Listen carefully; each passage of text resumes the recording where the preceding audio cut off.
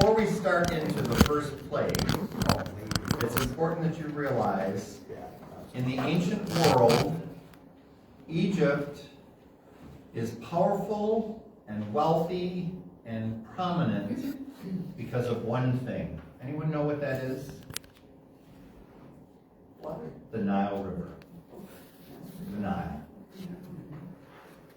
Egypt has plenty of desert, it has plenty of sand, but what it also has, right in the midst of things, is the Nile River. And when you have more food than what you need, what do? You sell it. Because of the river and because of the food, they have trade. And so that their wealth, their military prowess, their everything depends on Egypt's river, the Nile. Okay? Knowing that, let's dive in. The Lord said to Moses, this is verse 14 of chapter 7, Pharaoh is obdurate in refusing to let the people go. Again, obstinate, another word for it. Tomorrow morning when he sets out for the water, go and present yourself by the riverbank, holding in your hand the staff that turned into a serpent. Say to him, the Lord, the God of the Hebrews, sent me to you with this message. Let my people go to worship me in the desert. But as yet you have not yet listened. The Lord now says, this is how you shall know that I am the Lord. I will strike the water of the river with the staff I hold, and it shall be changed into blood. The fish in the river shall die. The river itself shall become so polluted that the Egyptians will be unable to drink its water. The Lord then said to Moses, say to Aaron, take your staff and stretch out your hand over the waters of Egypt, their streams and canals and pools, all their supplies of water, that they may all become blood. Throughout the land of Egypt there shall be blood, even in the wooden pails and the stone jars. So even the water that they have already drawn out of the wells and things to drink, it's all blood. Ugh. We should have read this on Halloween. Moses and Aaron did as the Lord had commanded. Aaron raised his staff and struck the waters of the river in full view of Pharaoh and his servants, and all the water of the river was changed into blood. The fish in the river died, the river itself became so polluted the Egyptians could not drink it. There was blood throughout the land of Egypt. But the Egyptian magicians did the same by their magic arts.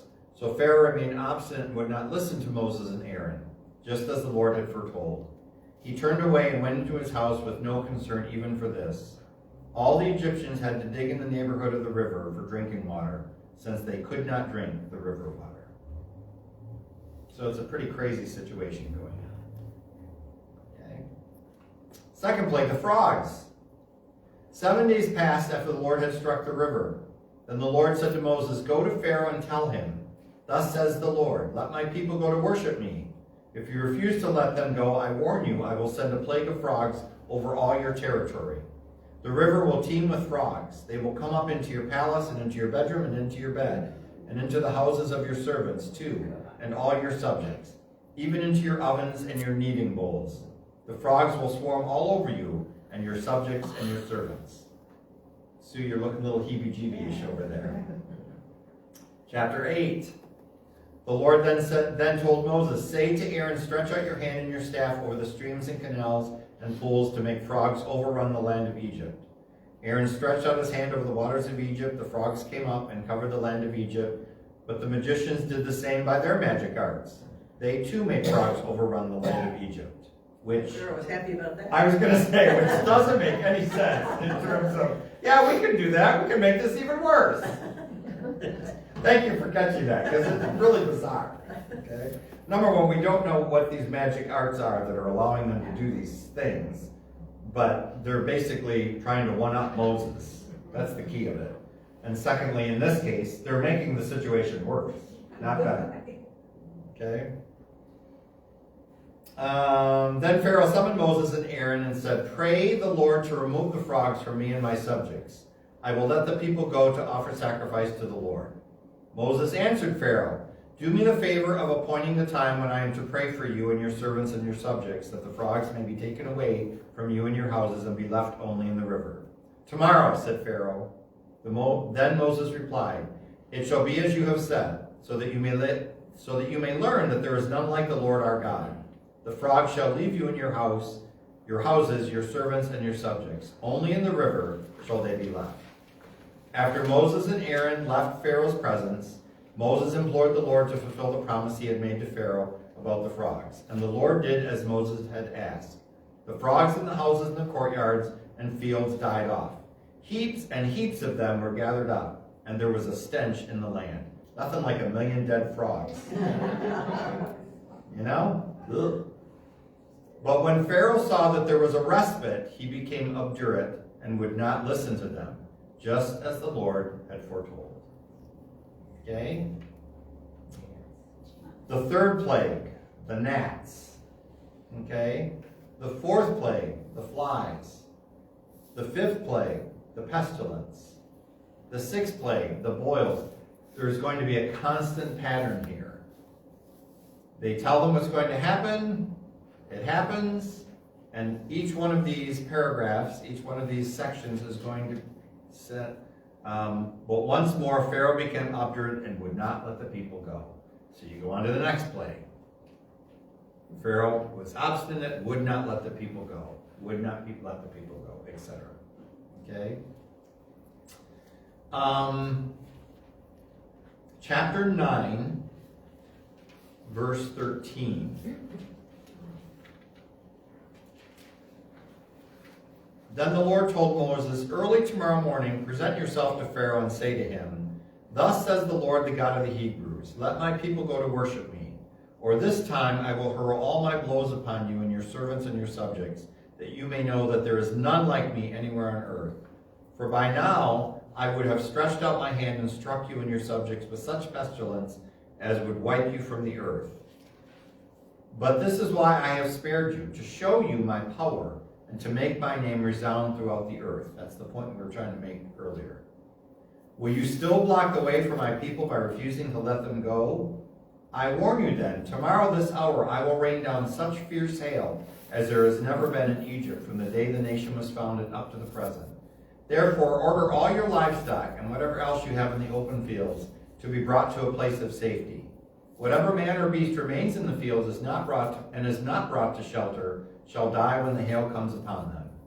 Some of the Pharaoh's servants feared the warnings of the Lord and hurried their servants and livestock off to shelter. Others, however, did not take the warning of the Lord to heart and left their servants and livestock in the field. The Lord then said to Moses, stretch out your hand toward the sky that hail may fall upon the entire land of Egypt, on man and beast and every growing thing in the land. When Moses stretched out his hand and staff toward the sky, the Lord sent forth hail and peals of thunder. Lightning flashed upon the earth, and the Lord rained down hail upon the land of Egypt, and lightning constantly flashed throughout the hail. Such fierce hail has never been seen in the land since Egypt became a nation. It struck down every man and beast that was in the open throughout the land of Egypt. It beat down every growing thing and splintered every tree in the fields. Only in the land of Goshen, that land where the Israelites dwelt, was there no hail. Have any of you ever been in a really significant hailstorm? Where I live down near Davison, we had a very significant hailstorm about 4 years ago. We were actually on vacation, so we were not home. Fortunately, we had taken my wife's car on vacation, because that was the newer vehicle. Mine was parked in the driveway while we were gone. And we were in upstate New York, and we heard about this major hailstorm that hit back home. This is not an exaggeration. Our neighbor actually saved some of the hailstones and put them in his freezer. They were the size of my fist. It was like being pelted with softballs of ice that came down all over the area. Hank Graff Chevrolet is a car dealership at the north end of town. Every car lost its windshield and its back window. I don't know what he did, because they were just, it was like you took a hammer and just went to every car on the lot. It was just this tremendous amount of loss of property and wherever people's cars were parked outside. So hail, when it's small, seems scary, but when it's huge, it's downright dangerous. And if you had been outside when those started falling from thousands of feet in the air, it could hurt you or even kill you in terms of the force of that. That's the kind of hailstorm we're talking about here. My car was apparently parked in the right spot. I only had 2 dents. And they ended up crashing a year and a half later anyway, so such is life. Pharaoh summoned Moses and Aaron and said to them, I have sinned again. This is verse 27. The Lord is just. It is I and my subjects who are at fault. Pray to the Lord, for we have had enough of God's thunder and hail.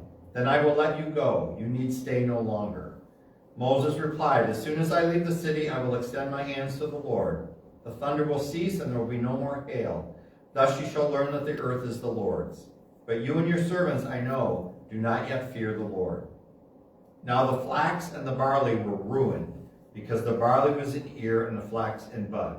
But the wheat and the spelt were not yet ruined, for they grow later. So it's giving you a sense of the season. Okay? Early crops have been destroyed, the other ones are okay. When Moses had left Pharaoh's presence and had gone out of the city, he extended his hands to the Lord. Then the thunder and the hail ceased, and the rain no longer poured down on the earth. But Pharaoh, seeing that the rain and hail and thunder had ceased, sinned again. He and his servants became obdurate, and in his obstinacy he would not let the Israelites go, as the Lord had foretold through Moses. Chapter 10 has an 8th plague where locusts cover the ground. And in the midst of this, which obviously you can go back and read yourself, there's almost a tiny bit of humor in that the servants of Pharaoh are basically saying, let these people go. The whole country is getting ruined, for God's sake. Okay, so you're being stubborn, we get it, but everything's like getting destroyed. So this isn't working, king. Okay? Then you have the 9th plague of total darkness. Such darkness as it's described that you could not see where to walk. Okay? And then finally, we come to chapter 11, which is where we want to finish off tonight. Chapter 11 and 12. How much time do we have until 8? 15 minutes. Oh, 15, 20 minutes? Okay. Okay, that should do it. So chapter 11. It's getting serious, the death of the firstborn. Then the Lord told Moses, one more plague will I bring upon Pharaoh and upon Egypt. After that he will let you depart. In fact, he will not merely let you go, he will drive you away. Instruct your people that every man is to ask his neighbor and every woman her neighbor for silver and gold articles and for clothing. The Lord indeed made the Egyptians well disposed towards the people. Moses himself was very highly regarded by Pharaoh's servants and the people in the land of Egypt. Okay, you might remember early on, we heard that the Egyptians will be like, I don't care what you take, just go. So when when the Israelites asked the Egyptians for jewelry and things, they're like, have it, just take it, get the heck out of here. Okay, so that's what happens here. Verse 4, Moses then said, thus says the Lord, at midnight I will go forth through Egypt. Every firstborn in this land shall die, from the firstborn of Pharaoh on the throne, to the firstborn of the slave girl at the handmill, as well as all the firstborn of the animals. Then there shall be such loud wailing throughout the land of Egypt, such has never been, nor will ever be again. But among the Israelites and their animals, not even a dog shall growl, so that you may know how the Lord distinguishes between the Egyptians and the Israelites. All these servants of yours shall then come down to me and prostrate before me. They shall beg me, leave us, you and all your followers. Only then will I depart. With that he left Pharaoh's presence in hot anger. The Lord said to Moses, Pharaoh refuses to listen to me, that my wonders may be multiplied in the land of Egypt. Thus, although Moses and Aaron performed these various wonders in Pharaoh's presence, the Lord made Pharaoh obstinate, and he would not let the Israelites leave his land. Chapter 12, just to forewarn you, is probably the heart of the book. Okay? This is crucial to the Jewish faith, even up until this day. The Lord said to Moses and Aaron in the land of Egypt, "This month shall stand at the head of your calendar. You shall reckon it on the first month of the year. Tell the whole community of Israel, on the 10th of this month, every one of your families must acquire for itself a lamb, one apiece for each household. If a family is too small for a whole lamb, it shall join the nearest household in procuring one, and shall share the lamb in proportion to the number of persons who partake of it. The lamb must be a year-old male and without blemish. You may take it from either the sheep or the goats. You shall keep it until the 14th day of this month, and then with the whole assembly of Israel present, it shall be slaughtered during the evening twilight. They shall take some of its blood and apply it to the two doorposts and the lintel of every house in which they partake of the lamb. That same night they shall eat its roasted flesh with unleavened bread and bitter herbs. It shall not be eaten raw or boiled, but roasted whole, with its head and shanks and inner organs. None of it must be kept beyond the next morning. Whatever is left over in the morning shall be burned up." So we have specific instructions on what is called here and what is still called today the Passover. Okay? The Passover. So, just to be clear, the people all come together, they all have their lamb, the lambs are slaughtered, and then they take it home to roast and to share what is called the Seder Supper, the Passover meal. Okay? The blood of the lamb is taken and it's rubbed on the outside of the house, on the lintel, and on the doorposts. That's where the blood is applied. Okay? Follow that? Questions? Okay. Verse 11. This is how you are to eat it, with your loins girt, sandals on your feet, and your staff in hand. You shall eat like those who are in flight. It is the Passover of the Lord. For on the same night I will go through Egypt, striking down every firstborn of the land, both man and beast, and executing judgment on all the gods of Egypt. I, the Lord. But the blood will mark the houses where you are. Seeing the blood, I will pass over you. Thus, when I strike the land of Egypt, no destructive blow will come upon you. This day shall be a memorial feast for you, which all your generations shall celebrate with pilgrimage to the Lord as a perpetual institution. For 7 days you must eat unleavened bread. From the very first day you shall have your houses cleared of all leaven. What is leaven? Yeast. Something that makes the dough rise. So you don't even have it in your house. Clear out the house. It's what we do on Fat Tuesday, right? Clear out all the stuff we're not going to use for the next 40 days. Whoever eats leavened bread from the first day to the 7th day shall be cut off from Israel. This goes back to Jordan's point. If they're not going to be faithful to it, put them out. Put them out. Cut off from Israel.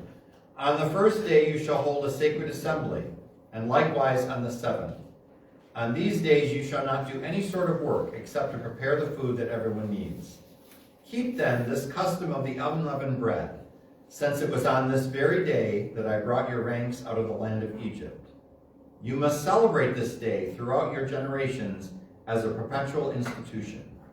From the evening of the 14th day of the first month until the evening of the 21st day of this month, you shall eat unleavened bread.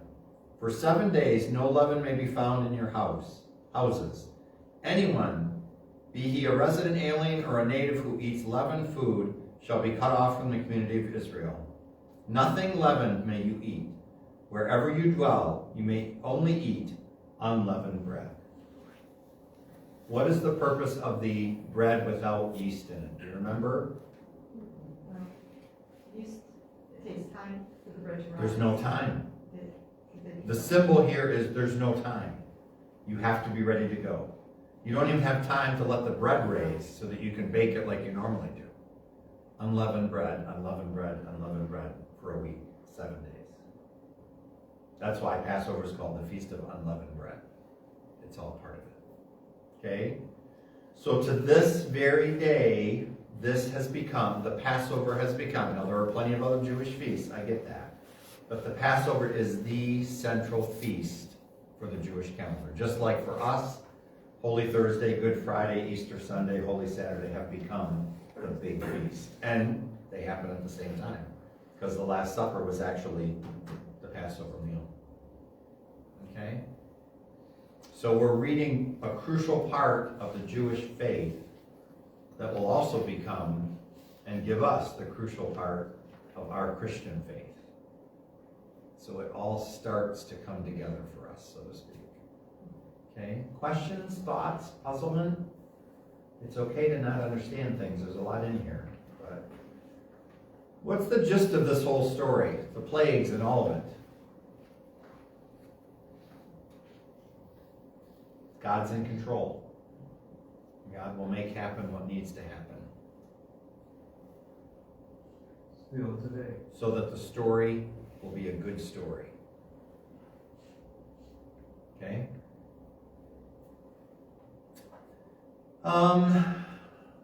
We've got a few minutes left, I think.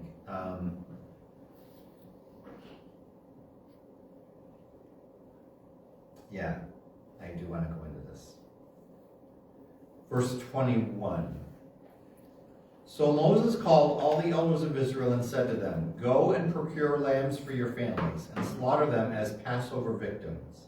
Then take a bunch of hyssop, and dipping it in the blood that is in the basin, sprinkle the lintel and the 2 doorposts with this blood. But none of you shall go outdoors until morning, for the Lord will go by, striking down the Egyptians. Seeing the blood on the lintel and the 2 doorposts, the Lord will pass over that door and not let the destroyer come into your house to strike you down. You shall observe this as a perpetual ordinance for yourselves and your descendants. Thus you must also observe this rite when you have entered the land which the Lord will give you as he promised. When your children ask you, 'What does this rite of yours mean?' you shall reply, 'This is the Passover sacrifice of the Lord, who passed over the houses of the Israelites in Egypt. When he struck down the Egyptians, he spared our houses.' Then the people bowed down in worship, and the Israelites went and did as the Lord had commanded Moses and Aaron." So Passover is getting ready to kick off. They've been told everything they need to be told about it. Okay? For the remaining amount of time, I want to go back to something that is obvious, but there's part of it that I think you'll find interesting.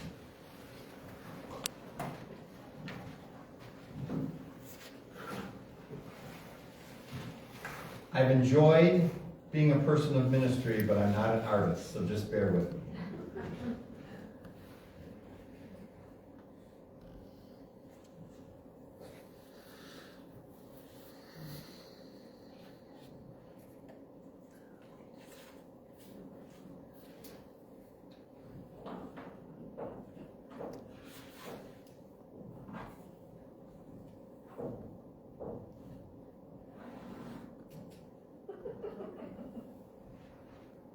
I'm sure you can recognize that this is Moses. Yes.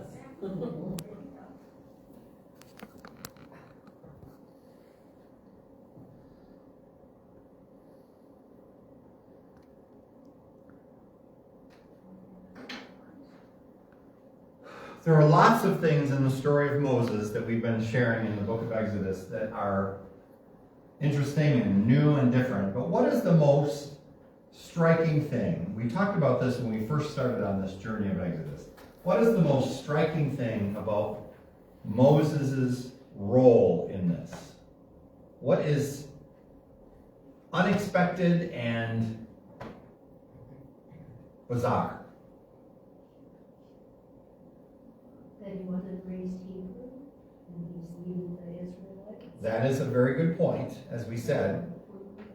No. What is Moses's, that's hard to say. What is the role of Moses in this story? Who is he? Prophet. You could call him a prophet, yes. He's God's spokesperson. Okay. in order to be God's spokesperson, what do you have to first do? Listen to God. He talks to God. Okay? Now this is not totally new, because God comes to whom first in the Old Testament story? Abraham. Okay? But then things, and we'll see this when we go to Genesis, but then there's a quiet time, if you will, and then Moses doesn't seek this, does he?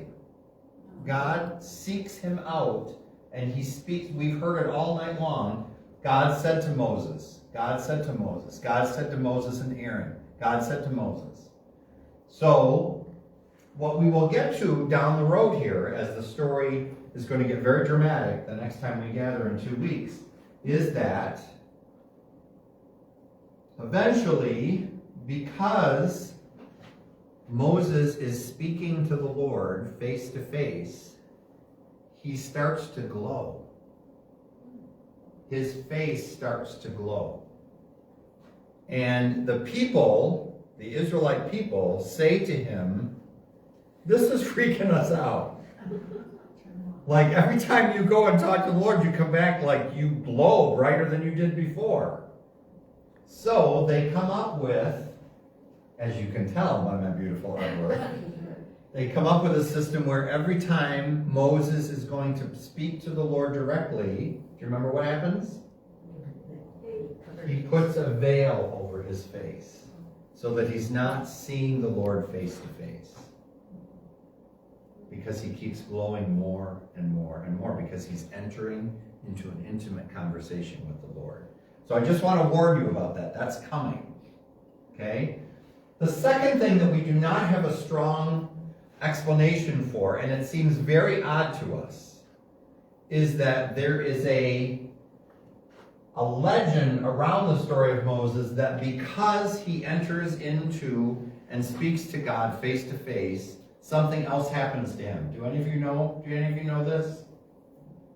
Does he age? He grows horns. It's very, you couldn't tell? These are horns. I'm so disappointed in my artwork, really. Yes, there are, you can Google this actually. There are, down through the ages, there are pictures of Moses, and there's actually a statue of Moses at the Vatican. I can't remember if Michelangelo or somebody else did it. And have you seen this, Judy? I've seen pictures. Yeah, and there's like goat horns coming out of his head. And the tradition is that it's another offshoot of his intimacy with the Lord that he grows horns. Now, for us, that's a very strange paradox. Because when we see someone with horns, what do we think of? That's a pretty good devil, actually, now that I fixed them. So, but yeah, I just wanted to draw your attention to that if you just can't get enough of this and you start reading on your own and you come across a book that has a picture of Moses, he might have horns because of that legend that surrounds, because of his intimate relationship with the Lord, those things happen to him in the text as well as the legend that surrounds. And you can Google pictures of Moses with horns and you'll see it right there. I swear, it's not from heavy drinking. It's not. Okay? So I just wanted to mention that, as I did this afternoon, that, there's some odd things about Moses in terms of his role. His role is central, but at the same time, there's some strange things that happen in his life, and even physically with him. And of course, I don't want to spoil it for you really, but do you remember what happens to Moses as the story is ending? He does not enter the promised land, which I think is one of the saddest aspects of this entire story. Is after all of this, God says, "No, you can't come." Why? He sees it. You'll see. You almost get the sense of him on the mountain, looking across And seeing the land. which is what Martin Luther King said, I have been to the top of the mountain, I have looked across, I have seen the promised land. That's what he's referring to when he makes that famous speech. But, and what does Martin Luther King say? I may not get there with you, which he does not. Moses doesn't either. Which is a very sad aspect. Our friend Nancy's not here tonight. I can't think of Nancy's last name. Her son is married into the Olet family. You know who she is. Richard. Is it Richards? I think you're right. It is Richards. Yes. She caught up with me last week and she said, just so you know, I love the fact that we're talking about Moses because, and again, everyone has their thing. Nancy said, he's the person I want to meet in heaven more than anyone else someday. Really? Because he went through so much in his faith life that I want to meet him and talk to him. And I said, I found that personal little thing very interesting. I told her, my ambitions are a little less than that. Being a history geek, I just want to talk to Lincoln. You know? So I'm a few millennium a little further than that. That's a lot for a Tuesday night. Any questions, concerns, confusion? I know. Go ahead, say what you're thinking. I can there's a lot of hard to reconcile stuff, but. Are you people having a hard time falling asleep on Tuesday nights? I don't want to be a problem in your life. But the glowing is kind of understandable, but the horns can be. The horns are bizarre. Bizarre. The horns are bizarre. Bizarre. But I just want you to be aware of it in case you see a picture and you go, well, what's that about? It's part of the legend, if you will. Okay? Sue, you look confused. Well, they don't give any rationalization as to why. Only that it's because he sees the Lord face to face. He sees the Lord face to face. And so he has physical things. And why would he want to glow? Well, no, he doesn't. It doesn't bother him. It's the people that say to him, this is freaking me out. Like every time you go and have a conversation, when you come back, you're like brighter than when you left. So we just need to do something about this. So he compromises and says, okay, I'll start veiling my face. So and all of that is so, like there's so much symbolism. That's the beauty of the Old Testament. What I said before is true. It's difficult in places. It's violent in places. It's very foreign in places. But the symbolism is amazing. The symbolism that we as Christians all these centuries later. Father Bob, a couple months ago, said to me, I just realized why you redid things around the tabernacle. I just realized that curtain behind the tabernacle has significance, doesn't it? And I said, yeah. And he said, it's like the veil of the temple. And I said, yeah. And he said, but you didn't tell anyone that. And I said, you don't have to tell people. The symbolism is there. You just have to take it in and go, that makes sense. Okay? So the veil by the tabernacle, the veil on the face of Moses, the veil in the main temple in Jerusalem, the veil in and of itself is a symbol of the sacredness of a place. So we'll see that as things connect. One last thing and I'll let you go. Oops, I closed my Bible. I don't need to go back to it.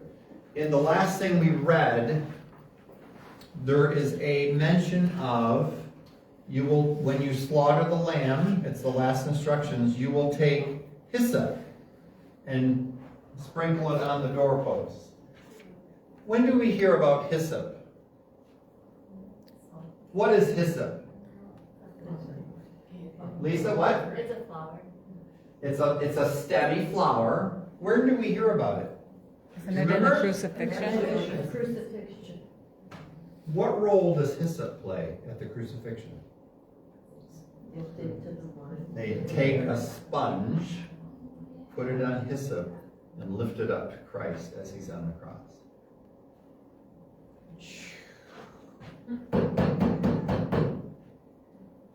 It's just a Well, let me just make this. I'm sorry. The lamb at the Passover that is being slaughtered, the Lamb of God on Good Friday that is being killed, both have the mention of hyssop. That is not by chance. That is not by chance. That is good biblical literature, is what that is. Joan, what were you going to say? Oh, just a comment. It's just a shame that all of those people had to suffer, you know. The because God Egyptians? was trying to prove a point, You mean the Egyptians? yeah. I don't want to I get mean, I ahead know of the they story, were- but Yeah, when we get to the part where, when we get to the part of the parting of the Red Sea, it's hard to speak sometimes with stuff. When we get to that story, remind me, just say, Hank, tell us the rabbinical story. Okay, the rabbi story. Rabbinical is what that means, the stories from the rabbis. I don't want to do it now, because it's time to go and it's way ahead of it. But Joan, it will speak to your concern. It will speak to your concern. It's a shame that all those Egyptians had to go do that. You're a very kind person. You even like Egyptians, for God's sake. But seriously, from a Jewish perspective, that's very admirable that you would worry about the foreigners. yeah, Okay? it was that. You don't make a very good Jewish person, but your compassion is admirable. Okay? Anything else? Are you sleeping on Tuesday nights, or is this stuff keeping you up? Because I don't want your spouses and family mad at me for keeping you up. I sleep like a baby. After 2 o'clock and this again at night, I'm exhausted. So I'm having a great time though. Thanks for coming. Thanks for coming. This is a joy. So, see you at Passover on Sunday.